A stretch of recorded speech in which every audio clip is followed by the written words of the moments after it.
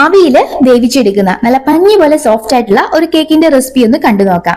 ഈ ഒരു കേക്കിൽ എണ്ണയോ ബേക്കിംഗ് പൗഡറോ പാലോ ഒന്നും ചേർക്കാതെയാണ് റെഡിയാക്കി എടുക്കുന്നത്. അപ്പൊ തയ്യാറാക്കി എടുക്കാൻ 1 കപ്പ് അളവിൽ മത്തങ്ങ നല്ലതുപോലെ പഴുത്തത് വേണം എടുക്കാനായിട്ട് വേവിച്ച് ചേർത്ത് കൊടുക്കണം. 1.5 ടീസ്പൂൺ അളവിൽ ഈസ്റ്റ്, 2 മുട്ട, 1/4 കപ്പ് പഞ്ചസാര, 1 കപ്പ് മൈദ, 1/4 കപ്പ് ചെറു ചൂടുവെള്ളം ചേർത്ത് നല്ലതുപോലെ ബ്ലെൻഡ് ചെയ്ത് ഒരു ബൗളിലേക്ക് മാറ്റാം.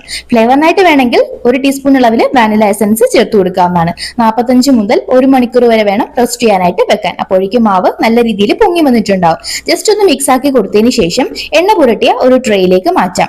വീണ്ടും ഒരു 10 മിനിറ്റ് കൂടെ റെസ്റ്റ് ചെയ്യാൻ വെച്ചിട്ട് വേണം നമ്മളിത് ആവിയിൽ വേവിച്ചെടുക്കാനായിട്ട്.